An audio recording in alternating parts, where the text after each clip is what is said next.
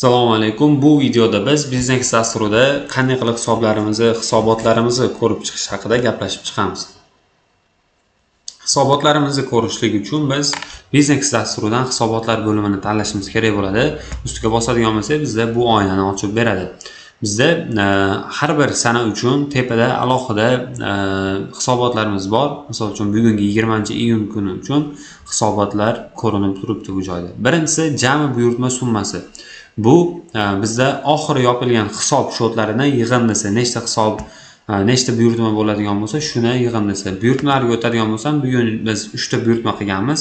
114.400 so'mlik, 270.600 so'mlik va 128.700 so'mlik.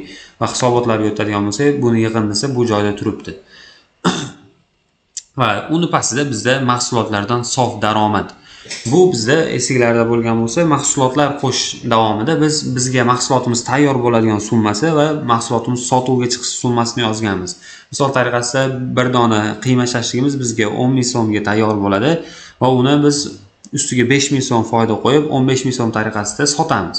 Xuddi shunaqa 5.000 so'm bo'lib, 5.000, 10.000 bo'lib mahsulotlardan sof daromad qancha bo'lgani bu joyda belgilanadi, ko'rsatiladi. Keyingisi bu jami foyda.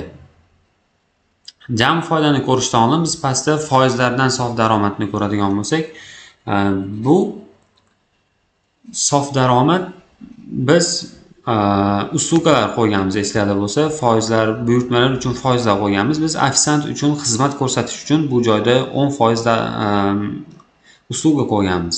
Hisobotlarga qaraydigan bo'lsak, endi xuddi shu ofisantlarimizni 10% dan qancha pul ishlashdi bugun shuni ko'rsak bo'ladi. 46.700 so'm. Demak, bu buyurtmalarimizni ichidan 46.700 so'm ofisantlarimizni puli ekan. Xo'p, endi jami foyda bizda bu mahsulotlardan sof daromad va foizlardan sof daromad shular qo'shilgan holatda jami foydasi bu joyda ko'rinib turibdi. Bugungi hisobotlarimiz shu.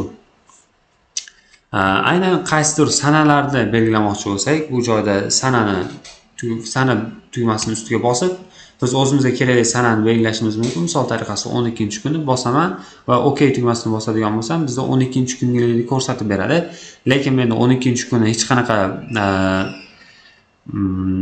buyurtmalar bo'lmaganligi uchun bu joyda ko'rinmayapti. Agar sizda oldin bo'lgan bo'lsa, bu joyda ko'rinadi. Sanalardan aynan qaysi kunlarni tanlamoqchi bo'lsangiz, xuddi shu tarzda tanlashingiz mumkin. Bugun 20-kuni va men buni belgilab qo'yaman. Bu joyda bizda ko'rinadi. Sanalar oralig'ini belgilashimiz mumkin yoki sanalar oralig'ini bosdim.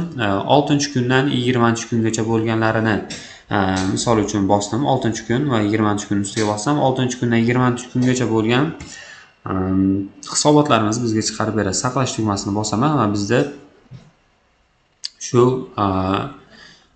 yana 000 turibdi. 6-iyundan 20-iyungacha bo'lgan hisobotlar bu. 20-iyun kirmaydi bu joyga. Menda 00 chunki men bu oldin bunaqa buyurtmalar bajarmaganman. Shunaqa qilib biz sanalar oralig'ida ham belgilab olishimiz mumkin bo'ladi. Hop, xodimlar qancha hisobot nima qilgani, Abdusalom qancha zakaz berdi, Sanjar degan ofisantimiz qancha zakaz berdi, qancha foyda oldi, bu joydan ko'rishimiz mumkin. Xodimlarni tanlab yoki mahsulotlarimiz qancha sotildi, qancha foyda bo'ldi, bu joydan ko'rishimiz mumkin bo'ladi. Sho'rva qancha sotilgan, nima sotilgan, bu joyda turibdi. Keyingisi buyurtmalarimiz bugun 20-iyunga tushadigan bo'lsa 3 ta buyurtma bor va bu joyda 513.700 so'm turibdi. Xo'p, endi tranzaksiyalarimizni ko'rsak bo'lar ekan. 20-iyunga tushadigan bo'lsak, bizda yana shu tranzaksiyalarimiz turibdi. Xo'p, hisobotlarimiz shu tarzda ko'rishimiz mumkin biznes dasturida. Nimadir tushunmovchiliklar bo'lgan bo'lsa, qanaqadir savollar bo'ladigan bo'lsa, kommentariyalarda yozishlar mumkin yoki biznes call centerlariga murojaat qilib, bemalol javob olishinglar mumkin bo'ladi. E'tiborlar uchun rahmat. Sog' bo'linglar, salomat bo'linglar.